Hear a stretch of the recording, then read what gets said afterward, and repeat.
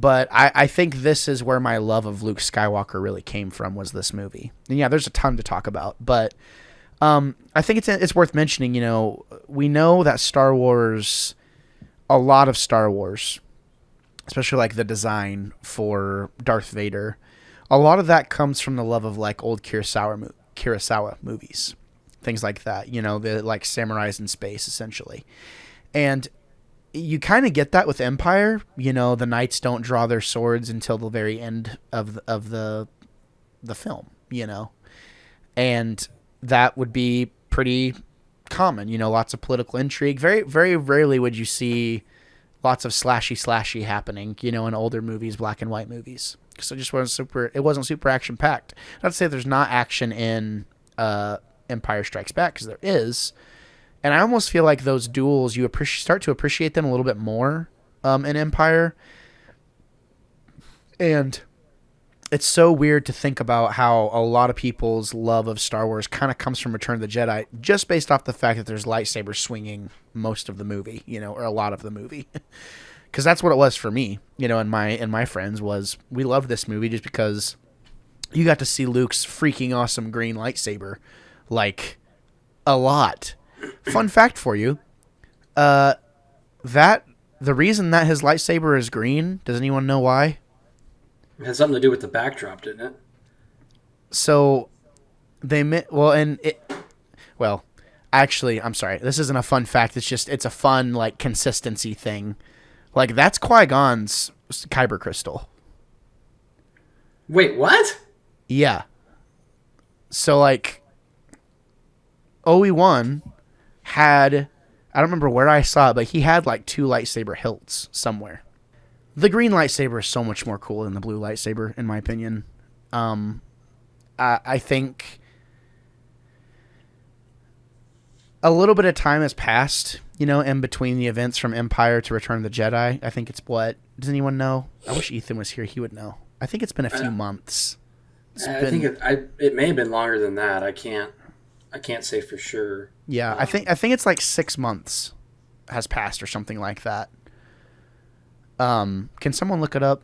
Yeah, I'm doing that now. Yeah, so some time has passed, and one of the biggest issues I have with this movie, and we can just kind of start the conversation off with that, and it fits in the beginning of the movie, whenever we see the droids on their way to Jabba's palace and stuff like that, and Luke shows up, and he's just all of a sudden like this BA Jedi. So we're left to believe that, he's like, his training is complete. But not that much time has passed. He hasn't really changed that much. Obviously, we know based off of Clone Wars, there's lots of meditation and things like that where a Jedi can train, who knows what Luke encountered, in his time doing whatever. We know that he had to put together a new lightsaber. We know that Vader even says that in the movie. Oh, you put together a new lightsaber, like your training is complete. And we've seen that, we've also seen that in Clone Wars, the younglings putting their lightsabers together. Mm-hmm. But they're not full-fledged Jedi at that point. They're just, Padawans. Right. So what is the change that makes it to where Luke is just all of a sudden, we believe that he is, like he's the dude at the beginning of this movie? What is it about him for you guys that makes you think that? Go ahead, Caleb. I think it's probably supposed to be kind of his just confidence and outlook and mental fortitude. It probably has little to do with his actual skill. Even though, like, I noticed this time watching it through, like, he's improved his skills a bit. But yeah, if there's been such little time, we never really get to see or that happened. I think it's a little bit of a plot hole, though, that you're just supposed to kind of expected to buy into because, there was a couple of years between those two movies. And yeah. In the moviegoer's mind, especially the common viewer in the 80s, it's like, oh, it's been a couple of years. Right. Even though in the movies it hasn't been. So I think it's just a bit of a plot hole and probably something they didn't think a whole ton about when they were making the movie. Yeah, nice. What do you think, Elijah? I agree with Caleb, and before I go into it, I did look it up, and the best answer I could get is about 10 to 12 months. So it's roughly a year is the time frame. And I agree with Caleb. You know, there probably wasn't a whole lot of thinking happening there. I mean, George Lucas is a fantastic writer, but I think he has a very short attention span. It doesn't, all the details that he doesn't think are important, us as viewers later down the line will look back and be like, okay, there's a huge hole there. But I also think that, I mean, he's, besides Yoda, and Yoda doesn't even proclaim to be a Jedi Master anymore. He's literally the only one we have left. He's the new hope. He's the last hope that we have at this point in time. So it's maybe not so much that his training is there to where he can be qualified as a Jedi, but he has no choice. You know, he has no choice. And by the time that he builds his lightsaber, I think I have it wrote down. When he builds his lightsaber, that completed his Jedi training. You know, I think personally, when he completes his lightsaber, he is 100% a Jedi. When he faces Darth Vader, that gives him the qualification or the right even to say that he can continue to pass on what he's learned at that point. Yeah, I was curious kind of about that, because he has that whole conversation with Yoda, and Yoda tells him that he has to face Vader. So, I mean, maybe I misunderstood that, of me thinking, well, maybe Luke is just saying he's a Jedi Knight because he's kind of, you know, I don't know, arrogant. It's like, hey, I'm a Jedi Knight, and then he goes to Endor to see Yoda, and Yoda's like, you still have to face Vader before you can really say that about yourself. Right. I don't know, maybe that's part of it, but that's an interesting concept too. It's like, you know, since he made his lightsaber, and he's shown that he has grown in his Force abilities, that he is a Jedi Knight there, but then to be able to actually pass it down, to take on Padawans of his own, he still has to take steps. Right. And if we think of... Oh, sorry, Gabe, go ahead. Well, yeah, I was just going to say, too, for me, as a wannabe critic, right, you watch that and you're like, this makes no sense. This makes no sense. As a Star Wars fan, it's completely different.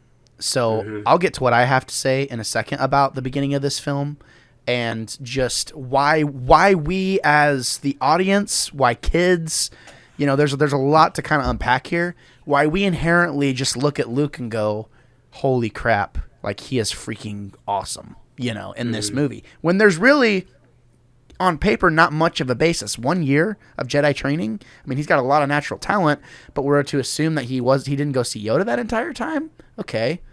After he promised he would return. So he's had no training. Granted, we don't know how much training he's had from Obi-Wan, or, like I said, you know, Force visions and stuff like that. Still, though, there's a lot there, even at the very beginning of this movie. But Elijah, you go first, then I'll follow up I'll follow up after you. Okay, yeah, I was gonna say that, you know, if we look back to the Clone Wars, Caleb, I can't remember if you've said in the past that you've watched the Clone Wars before or not. But what did we see, you know, those younglings go and do on Illume? Who was with them, you know, guiding them to build their lightsaber? Yoda. Yeah, so if we're to believe the beginning of the movie and say that, okay, this whole time, that whole year that's passed, Luke never made it back to see Yoda until that point in time at the beginning of the movie. Let's just say that that's the truth. He obviously had to have had help, whether it was from Obi-Wan or from something Obi-Wan wrote down, a hologram that he wrote. He did it on his own without the most powerful Jedi Master assisting him. See, that speaks words and bounds to me. So, and here's the thing too. That's why this whole thing is interesting to me, because in Luke's mind, and again, we're gonna kind of go back to visual cues. What is Luke wearing the entirety of this movie? What does he have on his person the entirety? He's wearing black, which we know means bad, right? Yet at the end of the movie, you watch his, you know, lapel kind of come undone. He's been good the whole time. So that's on purpose.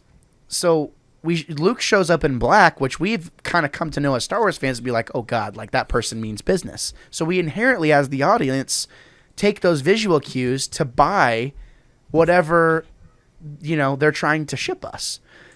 But from Luke's perspective, what you just said, Elijah, he hasn't had that training. He hasn't done anything. He's been in his own head this entire time. And what do we know about Skywalkers? They're hot-headed. So from an unbiased standpoint, if you're looking at Luke Skywalker, at this point in time, this is incredibly crucial. What finishes his training is whenever he kills Vader. Because he then proves that he's actually a good guy. And he did what he did basically what literally the most powerful Force user still alive thought he couldn't do. Or and he didn't account for Luke turning heel and because that entire time you have to infer that the Emperor probably knew that Luke was going to be full of himself and kind of in his own head and be like, oh, well, I'll learn. I got this. I'm Luke Skywalker. I'm the last Jedi. I can do this through this entire time. And we see that attitude through the entire thing, even on Jabba's barge. He's hacking at fools. He's doing his thing. His body count is pretty high in this movie, actually. So there's a lot of things where it's Luke could have been a bad guy very, very, very, very, very easily. Based on all the rules we have now, it makes even more sense that he could have been a bad guy. And for a brief moment, he was. A very, very brief moment. Yeah, for a brief moment, he turned. Mm-hmm. And I've always found that so interesting and kind of seeing the full circle moment come. All it would have taken would have been a couple decisions for Qui-Gon to go dark, because he kind of walked that gray line too. And at the end of this movie, I don't truly believe that Luke Skywalker is 100% good. Yes, he passed a very crucial test, but I think those qualities, those principles that he's instilled in himself and what he's gone through after all this trauma is inherent in his character. Right, and we see that all the way up until the end of The Last Jedi. Yeah, we do. And, a lot of people don't accept those movies or whatever, but I appreciate, now as a Star Wars fan, looking at these movies, kind of for what they are, I appreciate Luke's character even more as a Star Wars fan. Watching it this time, I'm Luke doesn't always make the right decisions, but he makes the decisions that he thinks are best, which is a very un-Jedi thing to do when you think about it. Mm-hmm. Because Jedis, as we know, back in the Clone Wars, even back in the Old Republic, it's very one-sided. Even in the High Republic, it's very one-sided. There's very little room for debate. And there's no wiggle room at all. Yeah, and I love kind of seeing Luke Skywalker usher in this new wave of the Jedi mentality. It's super duper interesting. So, from a wannabe critic standpoint, it doesn't make any sense for me because I'm a year has passed. A year is nothing. There's no way you have accrued that much confidence for you to be able to walk into literally the most powerful person on Tatooine at this time, which we know a lot about the Hutts. The Hutts allowed the Empire to be there at their pleasure, basically. If they wanted the Empire away, they could have done it, probably. Because no one really cares about the Outer Rim, but right. Whatever. So, in a weird way, it works for me. Or in a big way, it works for me as a big Star Wars fan, but on paper, it's okay, you could have said maybe a couple years, I think that could have been better. You could have put it in the opening credits at least. Yeah, it's been a few years. Give us a time frame. Yeah, because then it makes more sense for the Death Star to become, almost finished as well.